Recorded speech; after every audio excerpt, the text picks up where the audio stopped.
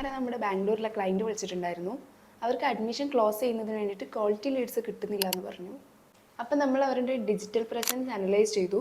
അപ്പോൾ അവർ ബ്രാൻഡിങ്ങിൽ വീക്കാണെന്ന് മനസ്സിലായി. സോ ഒരു ബിസിനസ്സിൽ എത്രത്തോളമാണ് ബ്രാൻഡിങ്ങിൻ്റെ ഇമ്പോർട്ടൻസ്? തേലി ചോദിച്ചത് വളരെ ഇമ്പോർട്ടൻ്റ് ആയ ചോദ്യമാണ്. എന്നെ സംബന്ധിച്ചിടത്തോളം ഞാനിത് ഒരുപാട് പല കസ്റ്റമറുടെ അടുത്ത് മുമ്പ് കേട്ട ഒരു ചോദ്യമാണ്. പല ആളുകളുടെയും വിചാരം ബ്രാൻഡിങ് എന്ന് പറഞ്ഞാൽ ഇറ്റ് ജസ്റ്റ് എ ലോഗോ അല്ലെങ്കിൽ ഒരു ടാഗ് ലൈന്, അതാണ് ബ്രാൻഡിങ് എന്നാണ് പല ബിസിനസ്സുകാരും വിചാരിച്ചിരിക്കുന്നത്. ബ്രാൻഡിങ് എന്ന് പറയുന്നിടത്ത് perception matters. Branding is a identity, trust, promise and experience. നമുക്കറിയാം ഇപ്പോഴുള്ള ഏത് ബ്രാൻഡ് എടുത്ത് നോക്കിയാലും a strong brand build a trust, visibility and a long term legacy.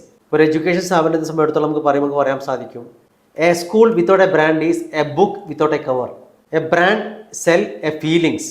നമുക്കറിയാം ആപ്പിൾ, കൊക്കക്കോള, മാക്ഡൊണാൾഡ്സ് തുടങ്ങിയ ഏത് ടോപ്പ് ബ്രാൻഡ് എടുത്ത് നോക്കിയാലും they are not selling product or service. IPhone, MacBook പോലത്തെ ആപ്പിളിന്റെ പ്രൊഡക്റ്റുകളെല്ലാം they are selling life time experiences. Nike നമുക്കറിയാം just do it. അതുപോലെ തന്നെ Coca-Cola selling joy and happiness. So ultimately നമ്മുടെ ക്ലയന്റിന് വേണ്ടത് അവർക്ക് നല്ല ക്വാളിറ്റി ലീഡ്സ് കിട്ടണമെന്നുണ്ടെങ്കിൽ അവരുടെ ടാർഗറ്റ് ലൊക്കാലിറ്റിയിലും നല്ല ബ്രാൻഡിങ് ഇമ്പാക്റ്റ് ഉണ്ടാക്കിയെങ്കിൽ മാത്രമേ നല്ല ക്വാളിറ്റി ലീഡ്സ് കിട്ടുകയുള്ളൂ എന്നുള്ളതാണ് യാഥാർത്ഥ്യം.